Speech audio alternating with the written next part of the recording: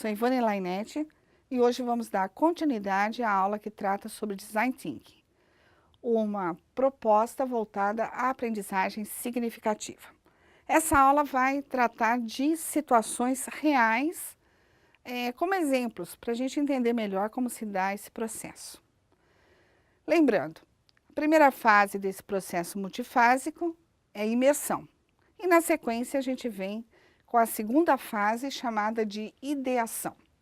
Então veja, com as informações obtidas nesse processo de imersão, que tem lá as duas etapas, imersão preliminar e imersão em profundidade, a gente consegue elaborar o que a gente chama de cartões de insight para inovação.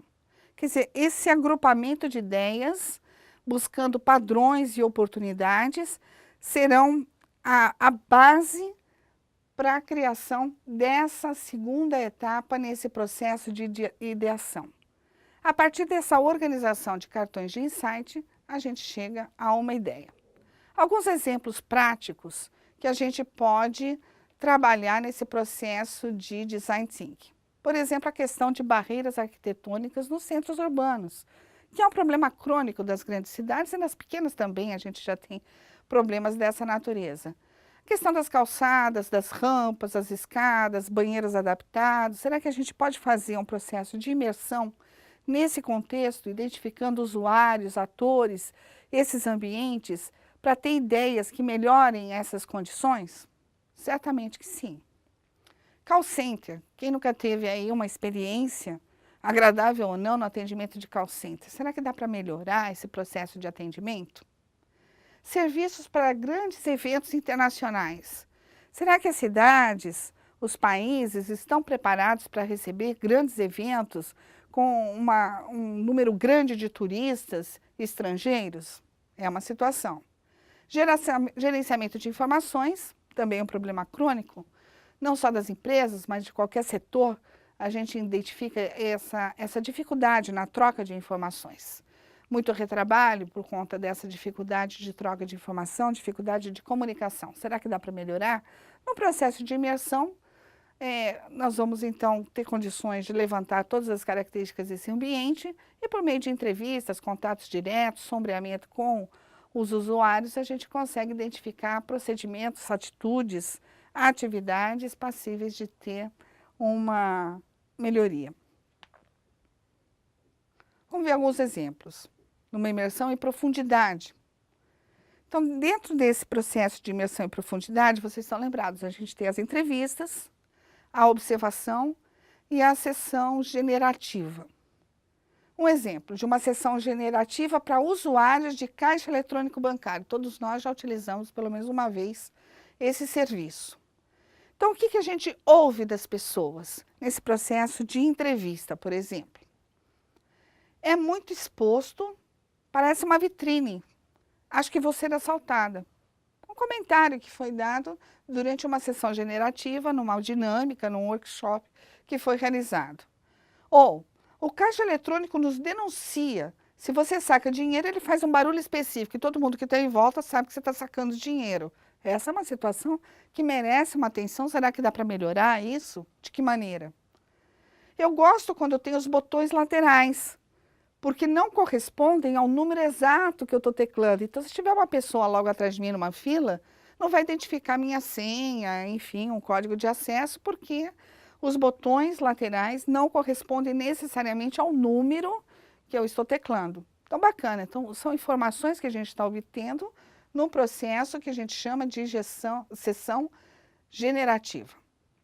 Uma outra situação. Dificuldades enfrentadas no acesso ao caixa eletrônico. Uma vez não prestei atenção e coloquei o cartão no local onde sai o comprovante. Acabei estragando meu cartão. Olha que situação. Como será que a gente pode evitar que as pessoas que utilizam o caixa eletrônico não cometam esse equívoco de introduzir o cartão ali na saída de comprovantes? Olha que situação complicada essa aqui. Sempre peço ajuda às pessoas quando tenho dúvidas para utilizar o sistema. Isso não se deve fazer, mas como evitar que isso ocorra?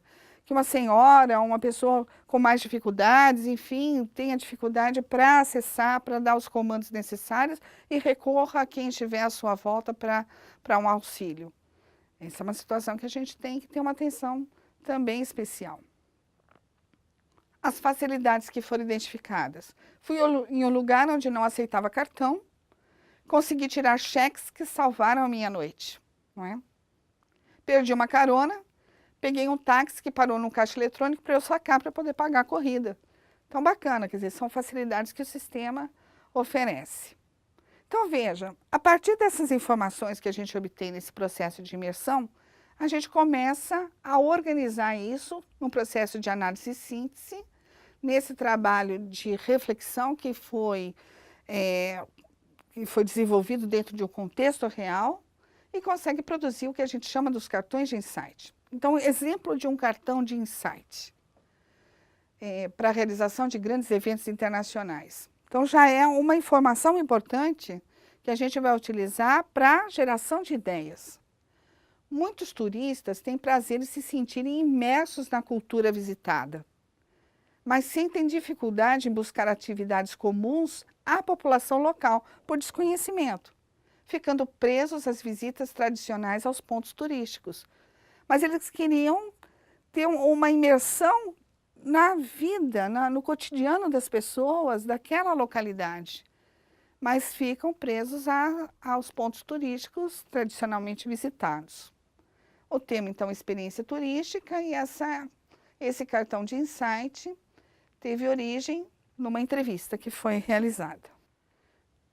Mais uma situação ainda para a realização de grandes eventos internacionais. Turistas têm diferentes níveis de domínio de tecnologia e nem sempre dispõem de aparelhos de topo de linha ou sabe como usá-los. Como a gente pode, então, prestar algum tipo de serviço ou desenvolver algum sistema que facilitem a vida desses turistas em relação às tecnologias que são utilizadas? Então, o tema, acesso à informação, e uma fonte, na pesquisa exploratória foi identificada essa dificuldade. Bom, juntando todas essas informações, a gente começa a construir o que a gente chama de diagrama de afinidades. Organização e agrupamento desses cartões, então vários cartões, por exemplo, que dizem respeito ao mesmo tema, podem ser agrupados por afinidade, similaridade, dependência, quer dizer, um tem uma relação muito próxima com o outro, estabelece ali uma dependência, ou proximidade por conta da temática que está sendo abordada. E aí a gente parte para a fase de ter ideias, possíveis soluções para aquelas situações identificadas, ou possíveis estratégias para aproveitamento das oportunidades identificadas na fase de imersão, na criação desses cartões de insight. Então, essa fase tem como intuito gerar ideias inovadoras para o tema do projeto e a gente utiliza ferramentas de síntese criadas na fase de análise. Aqui a gente busca estimular a criatividade para a geração de um grande número de ideias, um banco de ideias, e gerar soluções que estejam de acordo com o contexto do assunto trabalhado. É a parte da filtragem dessas ideias que surgem nessa etapa de ideação. Um método bacana para ser utilizado aqui nesse processo de ter ideias criativas é o que a gente chama de brainstorm, que é uma tempestade cerebral, e algumas características aqui dessa metodologia.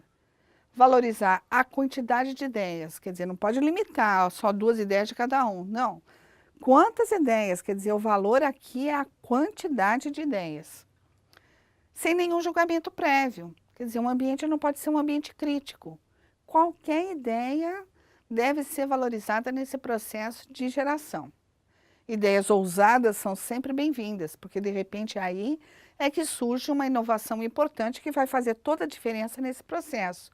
Lembra naquela primeira aula que a gente falou que nesse processo de imersão, ter uma atenção voltada também para situações que são diferenciadas, aquilo que tem de diferente, que a gente chama de perfil extremo.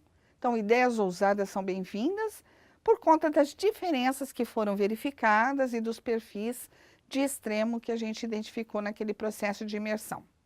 E aí a gente começa a organizar essas ideias, combinando e aprimorando as ideias. À medida que você junta uma ideia com outra, surge uma terceira ideia melhorada, aprimorada. Então, esse é o processo de ideação. Feita a filtragem dessas ideias, aquelas que efetivamente atendem os critérios de viabilidade técnica, econômica, social, enfim, dependendo do tipo de problema que você esteja trabalhando, são os pressupostos que você vai considerar. Você vem para o que a gente chama de prototipação, que é a última fase desse processo de design thinking de geração de ideias.